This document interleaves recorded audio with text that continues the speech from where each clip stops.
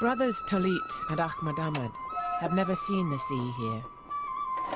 To look at it, you'd think boys like this have been grazing their goats for thousands of years in this harsh desert landscape. But you'd be wrong.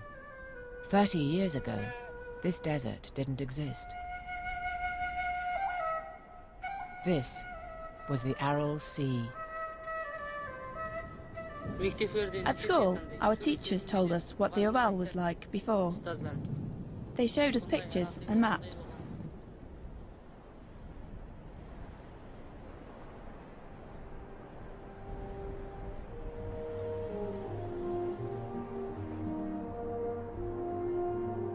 This is the dried-up seabed of the Aral Sea, once the fourth largest freshwater lake in the world. It used to be the size of Ireland. It supported thousands of fishermen who sailed between over 1,100 islands separated by lagoons and narrow straits.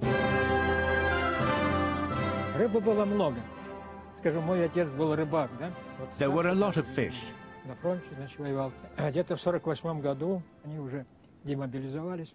My father was a fisherman. When he and my uncles got out of the army in 1948, they'd leave in the morning in 2 boats. They'd net 200 metric tons of fish by evening. 75-year-old Pyotr Ivanovich Bochkov was the chief engineer of the canning works here in Moynak. When the sea used to reach this town, it provided work and living for some 30,000 people.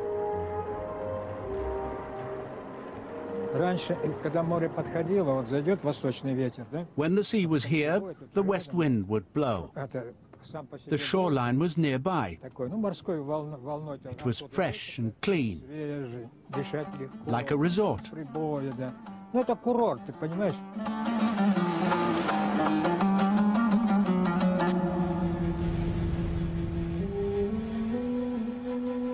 Now, that sea is 250 kilometers away.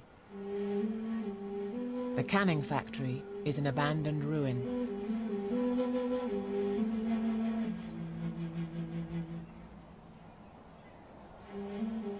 And most of the people are gone.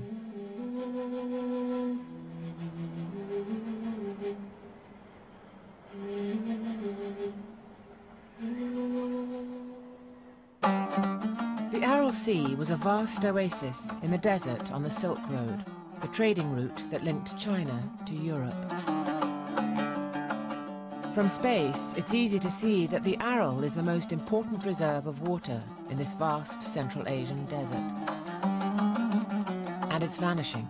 This photo was taken in 1973, this one in 1987, and this one in 2000. 80% of the Aral Sea has dried up. It's split in half. This catastrophe is the result of arrogant human engineering. The major rivers that fed the Aral were diverted into leaky irrigation canals to serve thirsty cotton farms. The Aral slid into a disastrous spiral of decline.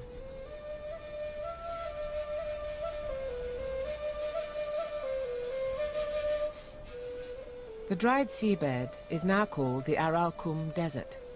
It's about 45,000 square kilometers, bigger than the Great Salt Desert in Utah, bigger than Belgium, Luxembourg, and the Netherlands combined.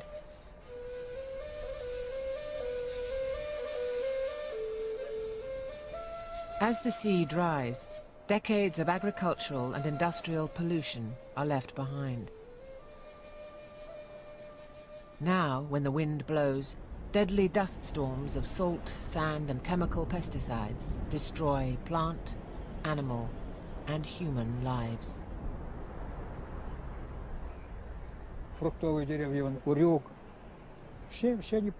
All the fruit trees are dead, and they're never coming back.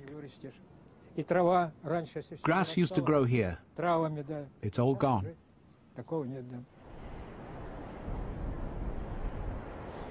There are likely to be heavy metals and DDT in this cloud.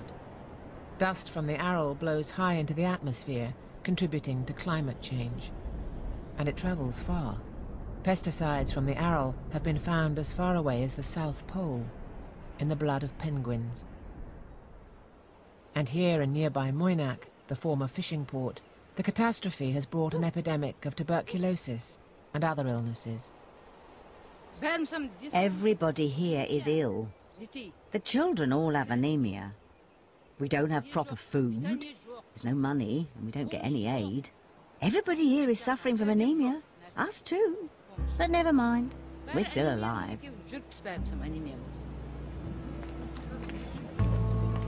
In some places, infant mortality rates have doubled. Acute respiratory diseases account for almost 1/2 of all child deaths. Liver and kidney diseases are becoming more common, as are some types of cancer.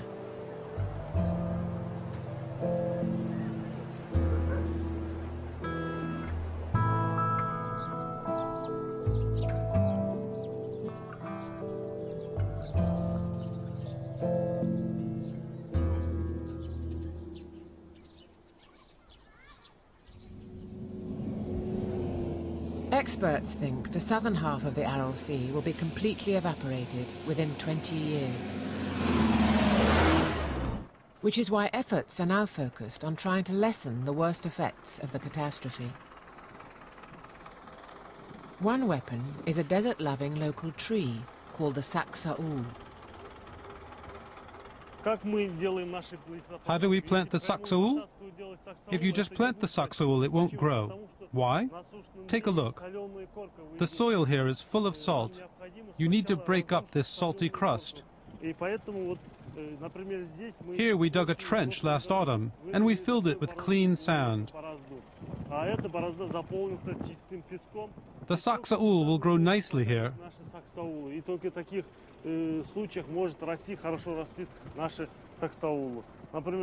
See the difference?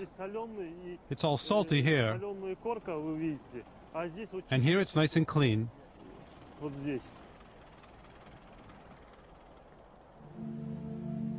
These saplings will grow fast and spread. In just 4 years, the roots of each tree will hold down several tons of sand. The idea isn't to forest the entire desert, but to protect the most threatened populations. Behind me you can see where a natural wood is growing between the rows we planted. You can hear birdsong here. In the north, there's not even a living plant, never mind birds or other animals. That shows what human hands can do.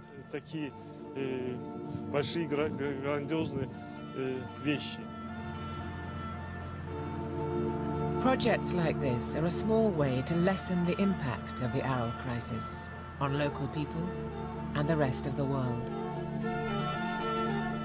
This is regional climate change. The waters of the Aral used to warm icy winds from Siberia and reduce the summer heat. Now, summers are hotter, drier and shorter. Winters are longer and colder. While the world worries, rightly, about what melting polar caps will bring to our populated coastlines, people here are dying for lack of water. The paradox is that other people are threatened by water. The oceans are rising, aren't they? But here, water levels are falling. The sea has dried up. It's a paradox, isn't it?